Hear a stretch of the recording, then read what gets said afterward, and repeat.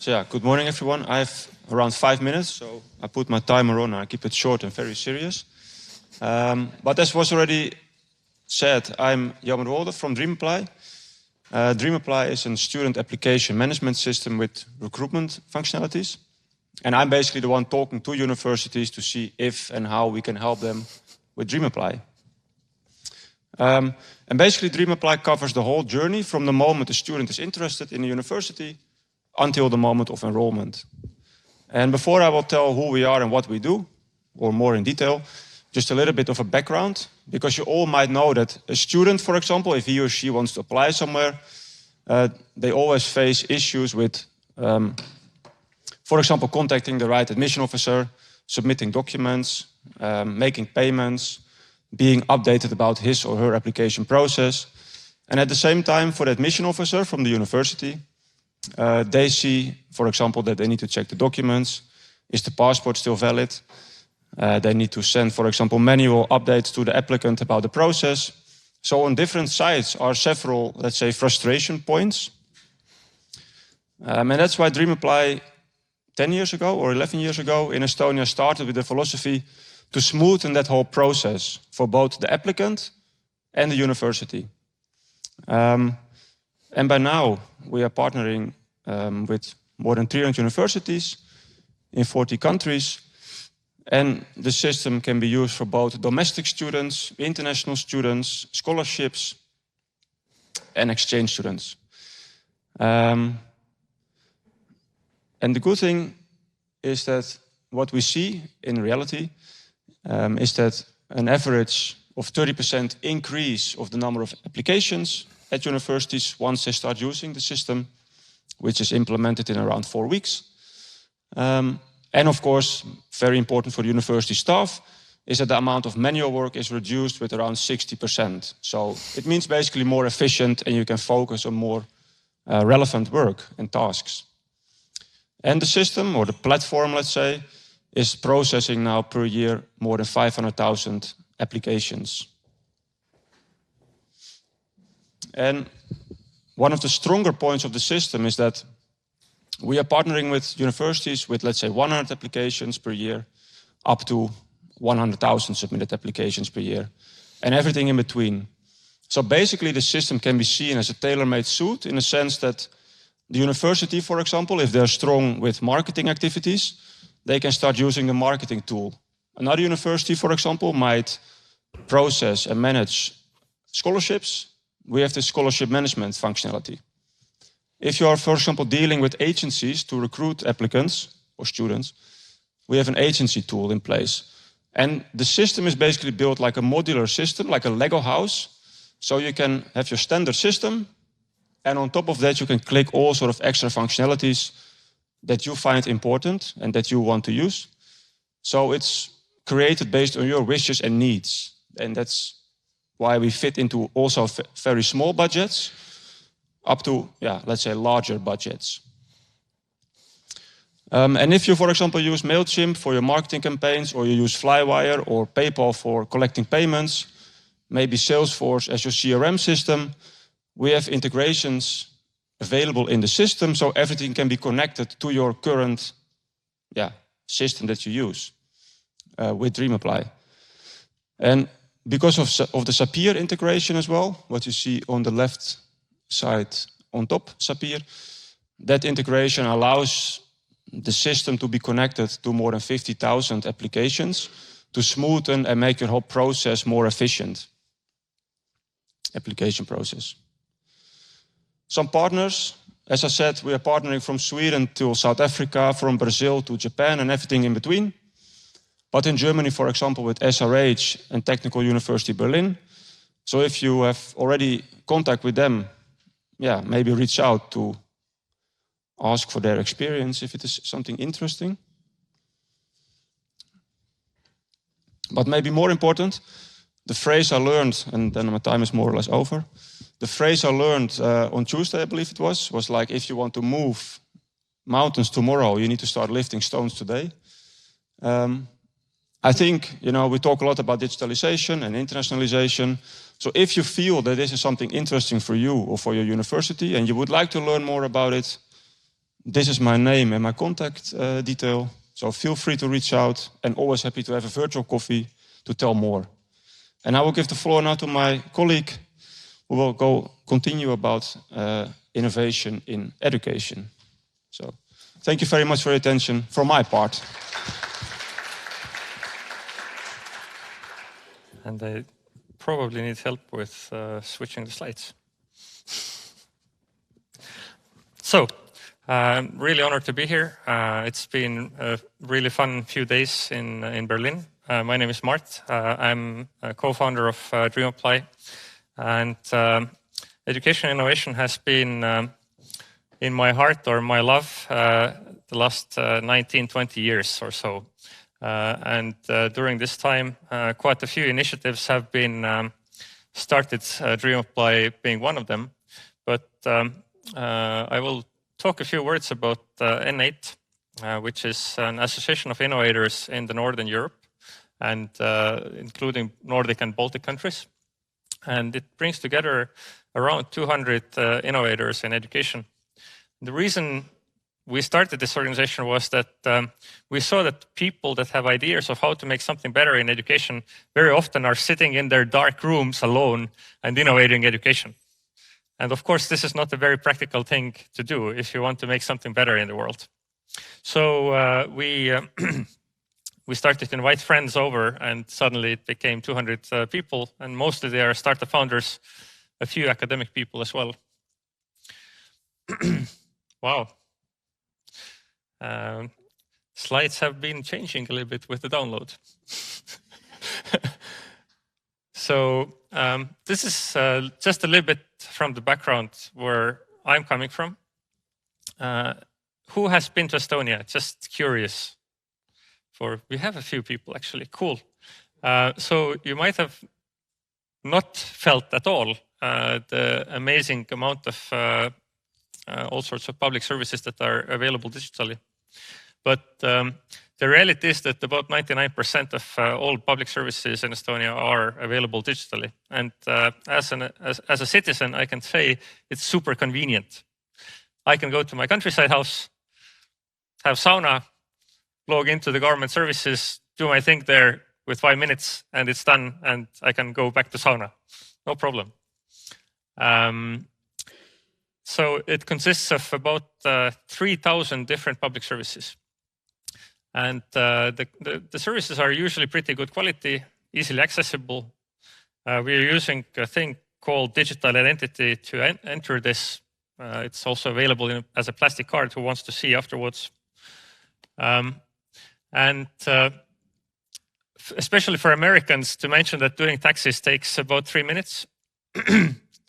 How does it sound? Establishing a company takes around 20 minutes. I think Estonia is still the only country in the world where you can vote for the parliament online. And we are not only wanting to keep it for ourselves, we have also created an e-residency program so everybody can take advantage of the digital services in Estonia. This is my dream, but I've phrased myself long time ago. To enable access to high quality education to everybody globally.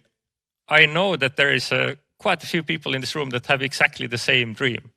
So I'm very happy to spend time together with you.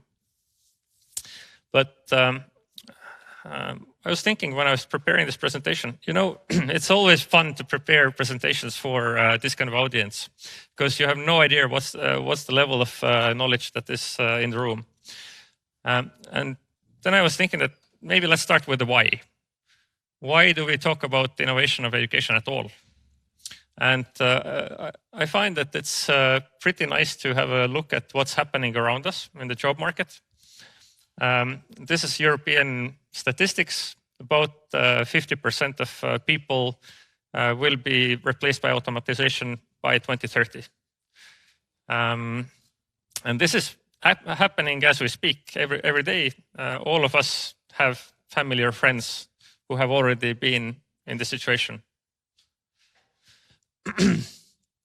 Actually, I will ask you, what was the most common job that everybody was doing just 200 years ago? Around 70% of European people were doing the same job. Who knows? You're too clever. So if you look at this slide, it can be a little bit frightening. But actually, if we go into this one, I mean, would you be willing to work 16-hour workdays to just feed your family? If we would scroll back in time from our today's perspective, it would feel like a crisis situation that we enter into. So and all of this is possible thanks to innovation and especially industrialization of agriculture. So the most developed countries, 1.2% of people at the moment are producing food to cover needs of absolutely everybody. The same slide from a different perspective and different continent. I really like the slide. It's because it shows the dynamics in a much more fun way. So we can see how the different segments of the trade market or work market have been changing. And what could be most interesting to look at for educators is how the production sector is being automatized and how it's already decreasing the amount of workforce we need there. So what we are seeing, based on my summary at least, is that we are moving from industrial era very clearly to a new era where we don't need people to work that much anymore. And this is very clear also I really recommend to go visit some old factories that were established in 1850s something. I did this with my 12-year-old son a few years ago, and he was listening, mouth open, when the guide was explaining that in 1857 we hired 12-year-old kids. They were doing 12, 14-hour workdays, 6 days a week, and it was totally normal all over Europe. And of course, adults as well. And they made just enough money to barely feed their family with this work amount. So the life quality of the average person has tremendously increased during this past 200 years. So what's happening now in the background more is, does somebody have a deeper knowledge about history of education when this education system that we're using today was implemented in Europe, more or less? And there is no only one answer here. I'm already kind of warning.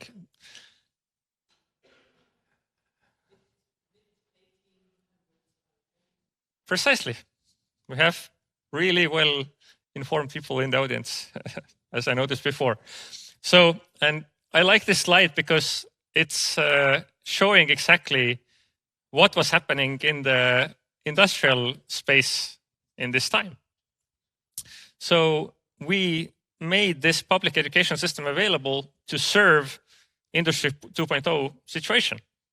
And if you start analyzing the education system as it is today, you will for sure see a bunch of different places where we are still doing things in the school that did make a lot of sense in Industry 2.0 situation.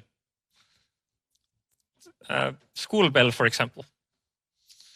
I mean, if you imagine an Industry 2.0 situation, before the kids went to school, they were free farmers. It might have been pretty annoying if somebody is telling you, like, there is a whistle and you now need to run into the production line, and if you don't run there is actually, it's a big problem for the production companies. But you don't want people to be irritated that they now have to run based on one kind of signal. Usually it was a whistle. In schools we are using school bells, training the people to be adjusted and take it very neutrally that we have to run to our post now. Of course, you might argue that there is no more need of this kind of education, or we don't need to keep children in the context that was making sense only 200 years ago. But when we are starting to think about what's happening now, this slide is a very, very simplified summary. So I decided to add different kind of slide, so we can see the transformation of the information era very quickly. This all has happened within the last 25 years. So there was a moment, I'm sure there is a lot of people here who still remember, as me, where there was no Google. It's very hard to imagine today. But now what is happening in this Web3 space? And this was a slide that I was able to find that was used to introduce this very briefly. And what I like to ask at conferences to educators is, are any of these topics somehow integrated into the curriculum in your school?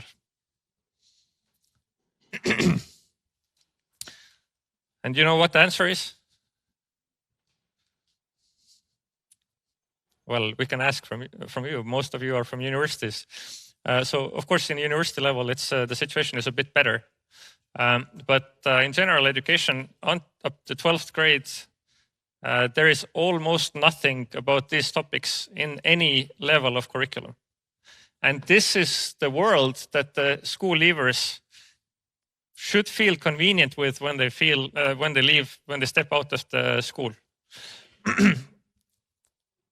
A lot of money is moving around in these circles. And the kids are learning about these things, usually from TikTok or some other channel. And of course, we can have an argument about do the schools even need to update the curriculum that quickly? Because the change, what we're seeing here on the board, okay, blockchain has been around for quite a long time. Estonia, I think, is still the only country that is using blockchain on the national level to safeguard citizens' data. It was launched in 2012, 10 years ago, since one government started to use blockchain. And we still don't have anything in the curriculums about this technology and why it's even beneficial. And of course, we can start argument that, okay, crypto is a fad anyways. But probably there is a lot of interesting applications in this technology. Okay, I will leave this as is. And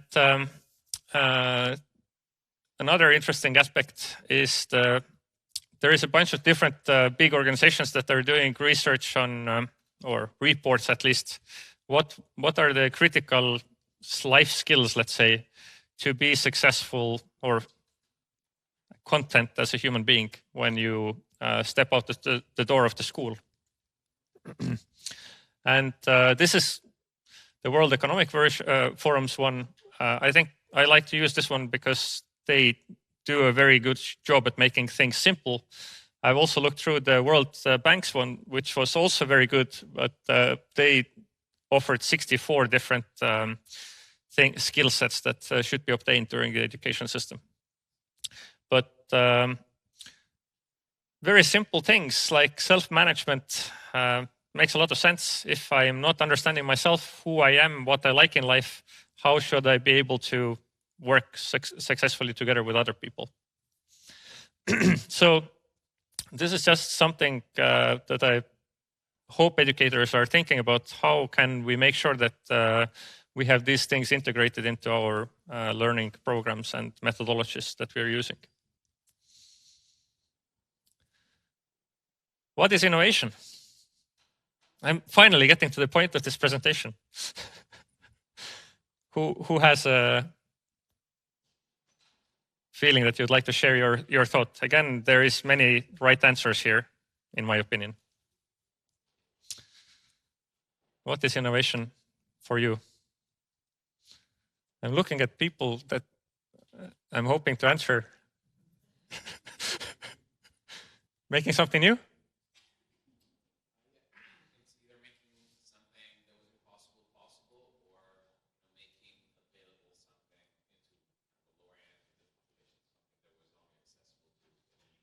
Okay. So just let's say solving problems in a new way, trying to find new solutions to old problems. Is this fair? So if we go with this question into education, there's a lot of people that are like looking at me when I'm talking and saying, Märt, you're talking only about technology. So I'm especially now not talking only about technology, because actually, if we talk about innovation in education, there is a lot of different aspects that need to be reviewed or revised. And I think the most important one is philosophy, actually. What is education and how we approach it in general?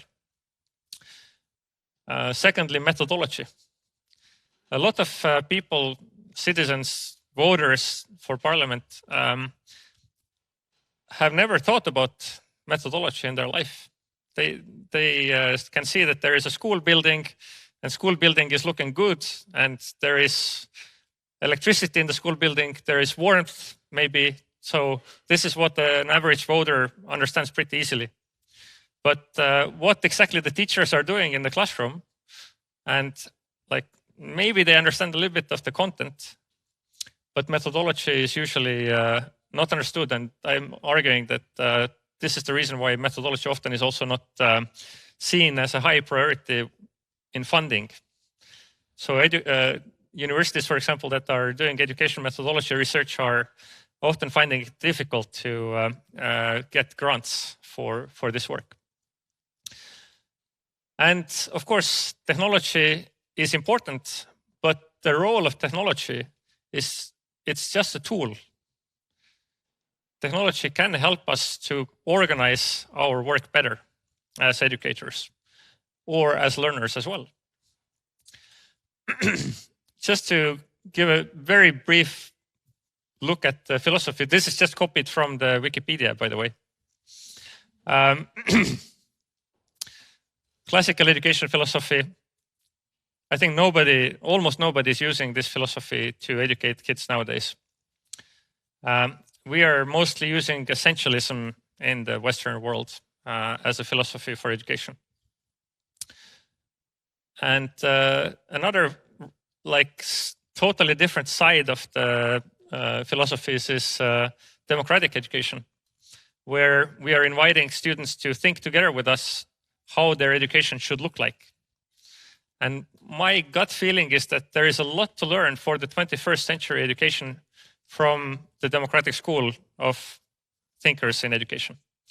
So you might want to think about this together with me. But I will leave this way. Any innovations that you would like to mention in education technology that are meaningful and that have made your day happier? That's two different questions. I have no problem making up questions. Usually after leaving my presentation, people have always more questions than when they came into the presentation. This is normal. Any innovations?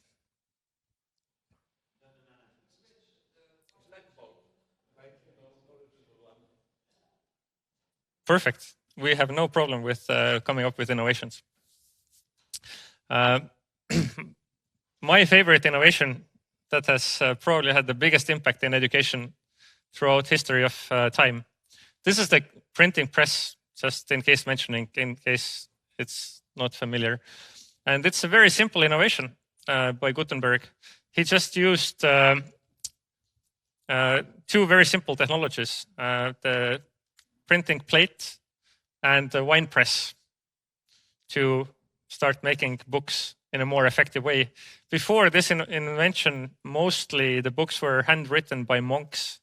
So the books were super expensive and normal people never got their hands on a book. Another pretty cool innovation. We were just discussing with some colleague before tablets, that the tablets are being used in schools again. So like in history, we see cycles all the time, spirals. Things are coming back into fashion, let's say. So actually paper is a very new innovation in schools. And it's just started to arrive in schools in the end of 19th century. Tablets were very popular before that. And what I found really fascinating when I was reading about the ballpoint pen was that it was actually already patented in 1888. It's an easy number to remember, actually. But it arrived only in schools in 1958. And you might wonder why it took, I don't know, 80 years, 70 years for this innovation to reach the schools. Actually, the solution or the reason is very simple. The first versions of the ballpoint pen were not really good enough yet to be implemented in schools. So not all innovation in the beginning makes sense in education context. Digitalization in education is in a very sad spot, I would say, today still. And what's funny about this slide, it's a McKinsey slide from Eurostat. Healthcare and government services are also very badly digitized. And fun part about this is that I think these are the most critical services for well-being of human beings or us. I can argue that in Estonia, this is pretty okay. I mean, if you haven't visited, come to visit and see how it works. It's pretty cool. But I think based on this slide, we can pretty firmly say that digitalization of education is just starting. And this also, of course, means that there are opportunities available.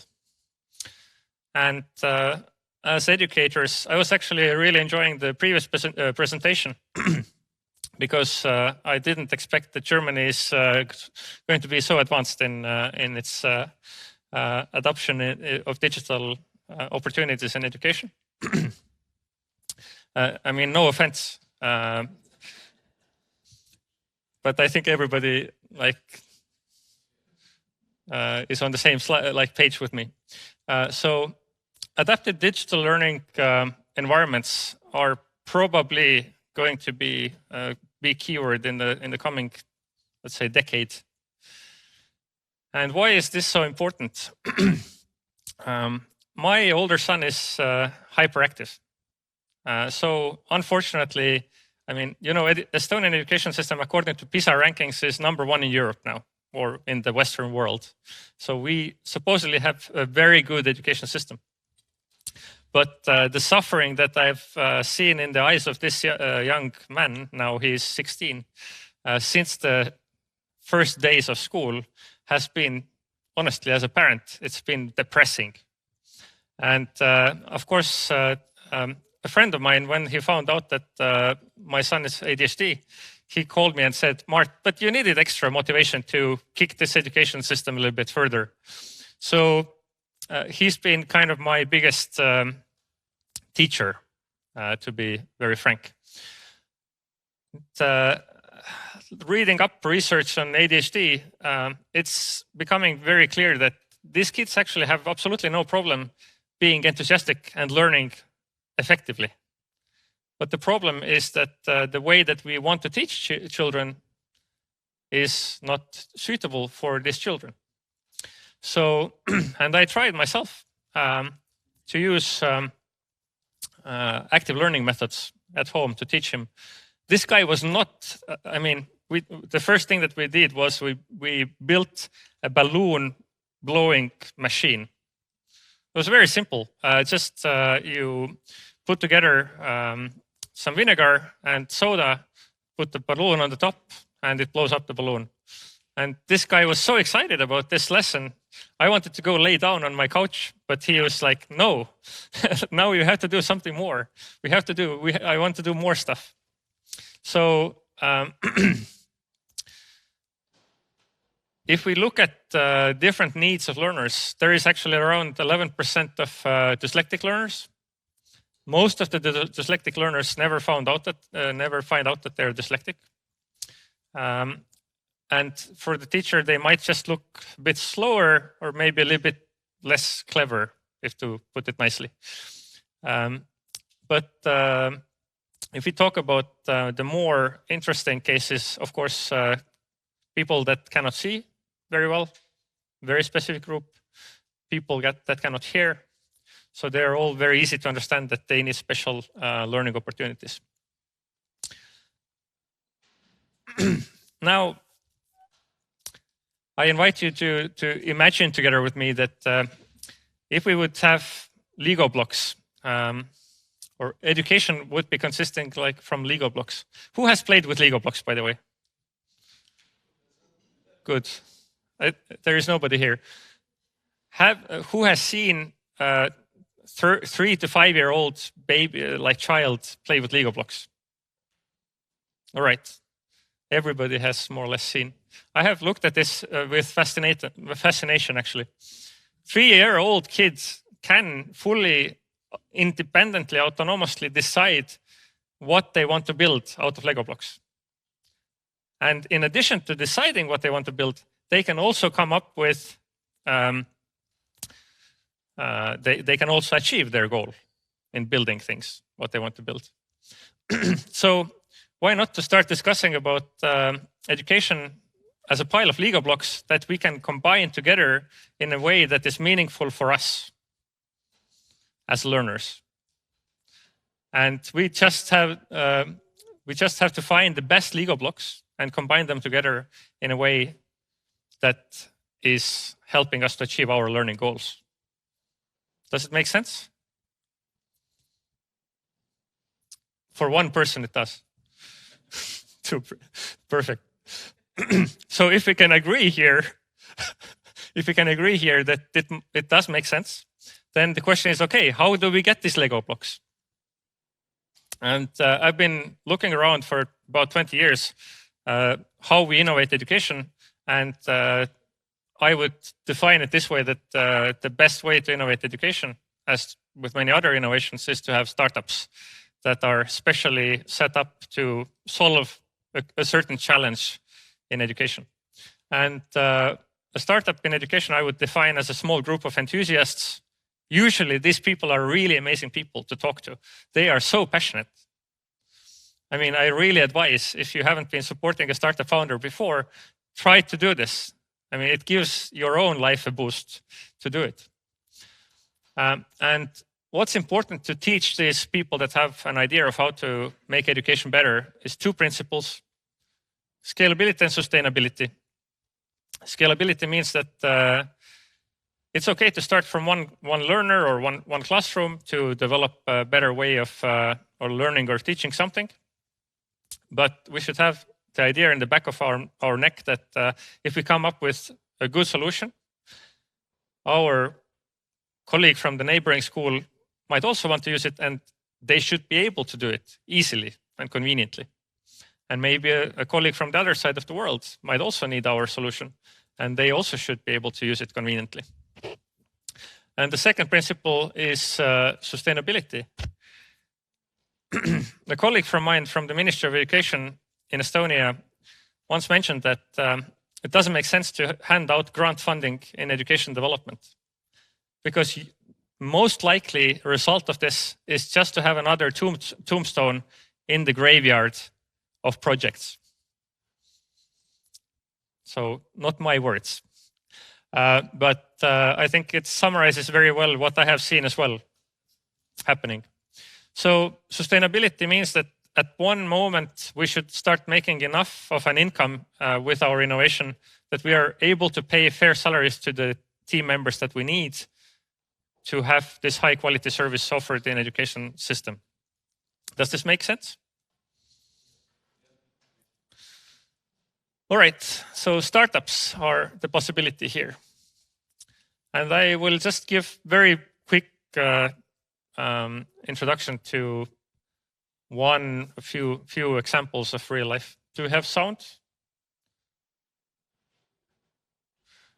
It seems that the video is not starting.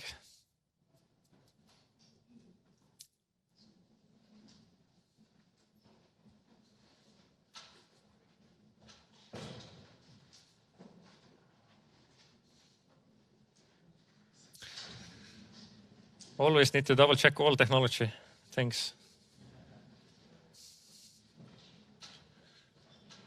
If it's not starting, then I will be happy to share the presentation later.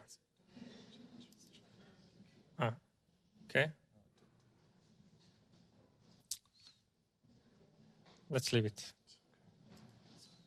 No worries. I'll share the presentation. So, I mean, I really wanted to show the Star Trek one, to be honest, but you will see it at home. The story with Star Trek was that have you heard about a thing called holodeck in Star Trek? Who knows what holodeck means? Okay, I will explain shortly. Holodeck is a virtual learning environment where you can just step in the door and you will have exactly the environment that is most suitable for learning the things that you want to learn at this moment. And it's actually a pretty old concept from 1950 already.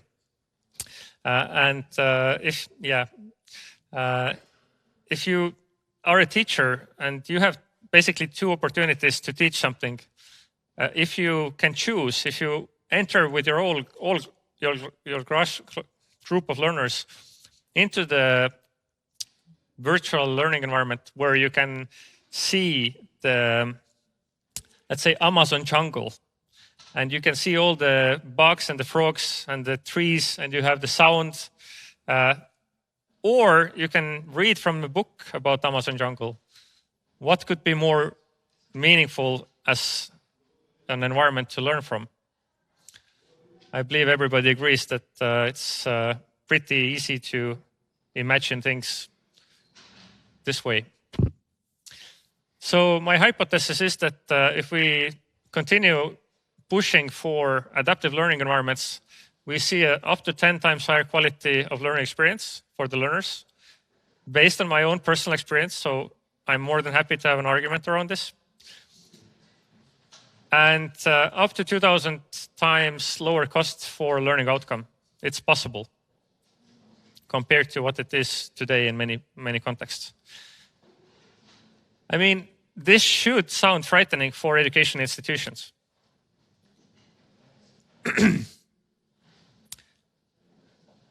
But it should be only frightening if you don't want to look at what are the opportunities there. The universities and educators that are looking at how can we take advantage of the new opportunities will be leading the game, and the ones that are ignoring it will probably be losing out in the future. So how can we support people that have ideas of how to make something better in education to start their startups? There's two things that needs to be done based on my view. The removing of bottlenecks in the ecosystem. And the second thing is empowering supporting measures. So there is already some good things that are in our ecosystem that we can just make better to support the innovators. So I am inviting everybody to think about how can we make learning as attractive as the spice market in Istanbul. So if we see the learning opportunities, we can already start imagining how can we combine these learning opportunities together in a way to create a really beautiful dinner for our family or for ourselves. This could be an amazing outcome. And I'm inviting you to work together on this, to invite your own students to develop solutions for new learning opportunities if they are interested in doing this. Spin these solutions off as startups from the universities. And as a result, everybody wins. So I'm thankful very much. Thank you very much for having this journey together with me at the moment. And I wish you a really great continuous day in the conference. Good luck.